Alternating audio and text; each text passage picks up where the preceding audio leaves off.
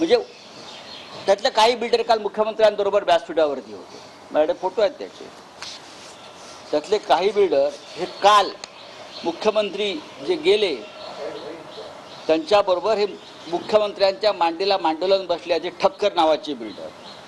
हे कसं आहे की काही बिल्डरांनी त्या काळामध्ये जमिनी विकत घेतल्या, बरं का, शेतकरी नसतानाही जमिनी विकत घेतल्या आणि नंतर त्या जमिनी एका महिन्यामध्ये 5 पटीनं वाढवून त्या बिल्डरांनी महापालिकेकडून कोट्यावधी रुपये घेतले. अशी 27 प्रकरणं आहेत, अशी 27 प्रकरणं आहेत. स्वतः छगन भुजबळ त्या जिल्ह्याचे पालकमंत्री आहेत. त्यांनी मुख्यमंत्र्यांना एक पत्र लिहून त्या संदर्भात माहिती दिली की हे भूसंपादन अत्यंत बेकायदेशीर आणि त्यात फार मोठा आर्थिक घोटाळा आहे, तुम्ही भूसंपादनाची चौकशी करा. माझ्याकडे जी माहिती आहे त्यानुसार अशा एकंदर 64 प्रकरणामध्ये कोट्यावधी रुपयांचे व्यवहार झालेले आहेत.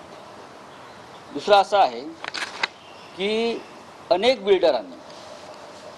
बिल्डरांनी आपण शेतकरी असल्याचं दाखवून महापालिकेशी व्यवहार केला.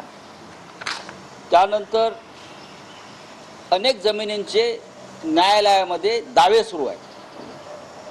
ज्या जमिनी महापालिकेने घेतल्या त्यातल्या अनेक जमिनी जे न्यायालयात दावे सुरू आहेत तरीही महानगरपालिकेनं त्या बिल्डरांना कोट्यावधी रुपये देऊन त्या जमिनी विकत घेतलेल्या आहेत. आणि MIDC औद्योगिक विकास महामंडळातर्फे म्हणजे MIDC तर्फे ज्या रस्त्याचे भूसंपादन आधीच झालेलं आहे त्या रस्त्यावरील काही प्रकरणांना सुद्धा जमिनीला सुद्धा महानगरपालिकेनं साधारण 25 कोटी रुपये मोजलेले आहेत. 25 कोटी रुपये. ठक्कर बिल्डर हा त्यातला सगळ्यात मोठा लाभार्थी आहे आणि या ठक्करनं अनेक जमिनींची मालकी त्याच्याकडे नसताना सुद्धा या जमिनी महापालिकेला देऊन त्यातून कोट्यावधी रुपयाचा मलिदा घेतलेला आहे. आणि हे ठक्कर काल मुख्यमंत्र्यांबरोबर त्यांच्या मांडीला मांडी लावून बसलेले होते. हे पहा, हे ठक्कर मुख्यमंत्र्यांच्या कानामध्ये जे बोल, हे ठक्कर, या ठक्कराने किमान 300 कोटी रुपये भूसंपादनाच्या गैरव्यवहारातून मिळवलेले आहे.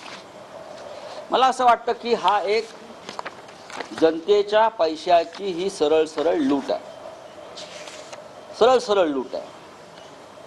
म्हणजे 2 कोटीची जमीन ही ठक्करांनी, बरं का, ही ठक्करांनी विकत घेतली आणि महापालिकेला 50 कोटी लागली. अशी किती प्रकरणं मी तुम्हाला देणार. अख्खं ठक्कर कुटुंब याच्यामध्ये तुम्हाला या व्यवहारामध्ये तुम्हाला अडकलेलं दिसेल.